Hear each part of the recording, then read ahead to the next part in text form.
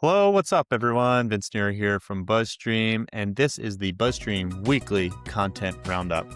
This is a new weekly series I've been doing where I've been interviewing guests to basically share and chat some content that I also share on our weekly newsletter. Today, I am joined by Chris Meabe, and he's a content manager from Foundation. It is May 8th, and we're going to jump right into it. How you doing, Chris? Thanks for joining, man. I'm doing great. Thanks for having me, Vince. I'm excited to look at what we got here. Yeah. So, like I said, this is stuff coming out from our newsletter that went out on Thursday, which is yesterday. So there are 5 pieces of content I'm going to share, and we can start with number 1, which is something I found on Euronews, and this was an Icelandair campaign, and it That's so fun. basically was trying to hire people. I mean, it was, it's that strategy of like fake job, maybe it's a real job hmm to get some links and coverage. But the gist was Iceland looks so beautiful that even a really crappy photographer can take a good picture of it, right? So on the Icelandair site, you can see they launched this about, I think it was March 21st. It was May 1st when I came onto this, and it was closed already because they had gotten 1,027 or 127,000 applicants. Yeah. But some of the funny stuff here you can see when you go into the About You, like what the qualifications for a bad photographer.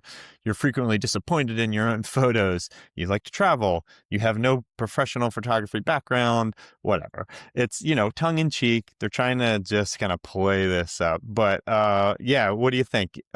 Is this a home run for them? No, this is great. I mean, like the number is right there, but I think also this is such a funny idea. And at the end of the day, I assume that they're going to bring someone to Iceland, right? I'd So hope so, yeah. then everyone wins. You get to feel good. You get to say, oh, just some regular Joe Schmo gets a trip to Iceland to take some bad pictures of mountains. That's Right. awesome. I think that this makes everyone feel good. Exactly. Yeah. So I think this one's a home run. All right. Next one I'm going to share is I don't know if you've seen this tool. It's called Death by Claude. So for people who don't know, like Claude is basically, and I haven't really ever used it, but like you can set up these agents that basically, powered by Claude, um, uh, do a bunch of tasks for you, right? And people are building out basically these tasks to a point where they can potentially surpass an existing tool with, all the things that it can do. So what this site has done is basically like ranked these almost like if you click on them, they, this is, what did I just click on, Netflix or something? It runs this whole thing into it. So then it kind of ranks them almost like a stock market thing and gives you their value to understand like how replaceable the tool itself is. Gotcha. Vulnerability metrics. And this is all, again, kind of tongue in cheek. Pricing Uh, audacity. I love this. that's yeah. And so, And it they're serves. 18 months left. Right, right. Yeah, it gives you this kind of time till death. Yeah.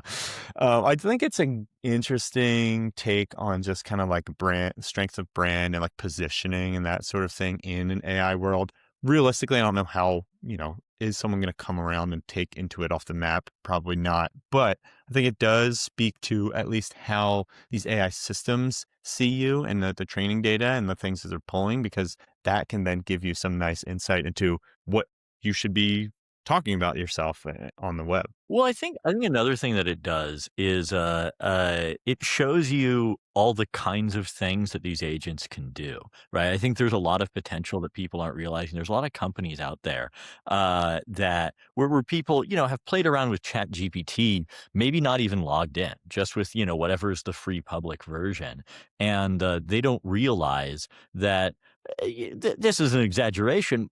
But there are apps out there that can kind of be replaced with an agent, or at least some core pieces of functionality. So I think that it does a really educational thing of making people ask, "Hey, what could I be replacing with just some SaaS tool I'm paying too much for with an agent?" Yeah.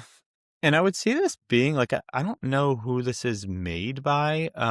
Yeah, who we got Like there? I'm trying to think if there's like a brand that this would fit. You know, if you, Chris, were like, you had at the agency, like if a client came and was like, we're trying to get our AI visibility tool out there, like, could you build something like this for a client as a piece of content? Well, one thing that I think that this could be something that foundation, that an organization like us might want to do to promote ourselves. Because one thing that we do is consult with other companies about how to use more AI and more automation Mm, in marketing. And so showing them, hey, look, if you're using this tool, you could be doing that, but better with an agent. It's a powerful message. yeah. Yeah. Awesome. Yeah. These tools like this for lead gen and that sort of thing, I think this is definitely a home run. All right. Switching gears kind of completely here. I don't know, Chris, have you ever been to New York City? I have, yeah. I just went last Okay. December. Nice. All right. So with this guy, he created this musical. You're probably not gonna be able to hear this, but this musical like visualization of uh, the MTA, which is the Metropolitan Transit Authority, their train system. And for he has it mapped up with like what trains are running right now, or like the past however long. There's 831 trains running, and if you look here, the way he set it up, if you're familiar with kind of MIDI and whatnot, is like every instance of a train running gets its own tone, and he's assigned it a different instrument.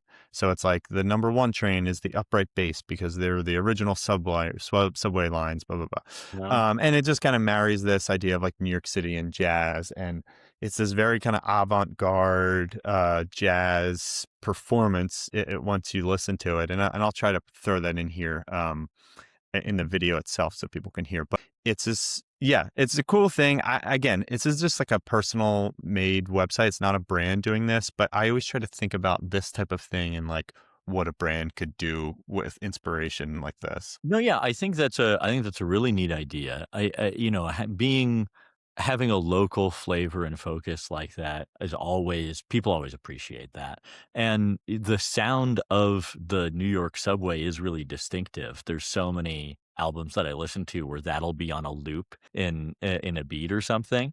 And so it's fun to then say, no, we're gonna turn music into something tracking Right, right. the revert. And you could see, to your point about the like local, I might have closed this, but this thing got crazy coverage from like the New York Times and like New York Post. So like anything New York based, like something creative like this, if you're looking at getting coverage, I mean, this is a great way in. All right. Next one I'll share this is the North American camping report from KOA. And the thing that I really like about this, so like I've talked a lot about these big reports and how I think they're great content ideas. You can get a lot of coverage out of them, especially like industry specific news sites like to share this kind of thing. And if you do it year over year, you start to get more compounding insights that you can, break out the different angles and whatnot. But the thing that I tend to run into in these reports is that they typically are very bland.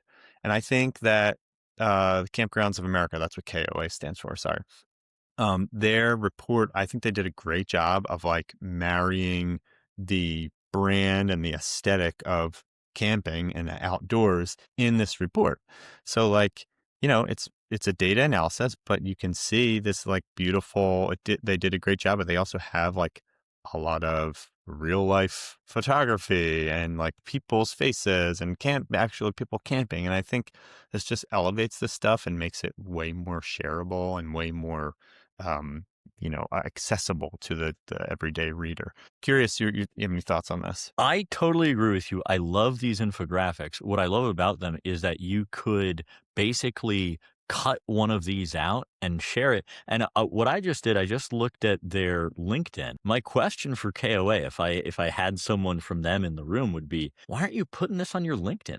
Why isn't this on Yeah. your social media? Because it's perfect for exactly that. I think you're totally right. This is a beautiful report. And I don't know how familiar you are with Foundation, but we're all about distributing content, turning something 100%. like this into 50 posts because it's just perfect for that. It's so good. Ross's book right here in my background. I don't know if you could see it. I got There a you little blurry go. background. Yeah. So yeah, we definitely have Ross on to talk about this stuff. I agree. It's a no brainer with this stuff, and that is a theme that has started to come up with some of the stuff that I'm sharing on these content roundups. Is people either not taking the advantage and distributing it in different areas, but like sometimes they don't host the content on their website. It's just they just get Yeah. coverage and not that. So I agree with you, and that is something I know you guys do really well. All right, last piece we're going to get into, Chris. This is the Fireball Blazing Uh-huh. Apple. This is the fake apple with a hidden refillable flask inside. And they made this for Teacher Appreciation Day, which was this week. I I'm torn on this. I think it's a great, fun idea. I would be wary to okay something like this as the PR manager, or whatever, the person in charge of the brand, mainly because you're essentially just saying like it's okay to drink at work, and like I could see people pushing back on that, right? Yes, and especially in a job where there's kids around. Right. But on the other hand, Fireball wants to be edgy. I think they've wanted to be edgy and cool for a long time, and so they're okay with pushing buttons if it means they get attention, right? Right. And I guess at the end of the day, that's probably the name of the game with a lot of these brands. If you're okay with pushing the envelope, let me ask you this, Chris. I don't know if you've seen a lot of these kind of like product-based PR plays. I feel like any of the novelty ones like this, I am always very unclear on as to whether or not these are actual real products. I mean, every time you go to the website to actually buy it, it always says that it's sold out. So does this just exist as a PR play and people aren't actually getting these? What's your theory there? I think that it would be a waste to not make, a couple hundred of these. You don't have to. Send them out to some influencers. Exactly right. That's exactly it. There's gotta be influencers out there that can just really magnify the volume on this. Otherwise, what's the point? Yeah, great. Well, Chris, this has been awesome. Thanks so much for joining the BuzzStream weekly content roundup. I have all this stuff on our website, on our newsletter, so people can subscribe there. People can check out what Chris is up to at foundationinc.co. And Chris, can people connect with you on LinkedIn? Absolutely. I'm the only Chris Meabe in the world, so not hard to find. Boom. Look at that. I love it. Well, thank you so much, Chris. And if you have questions about any of this stuff, shoot me in the comments, give a like, thumbs up, subscribe to our channel. I'll be sharing this stuff each week. If you have any thoughts on this or you want me to review your content on the weekly content roundup, send it my way. So thanks for watching and good luck out there, everybody. See ya.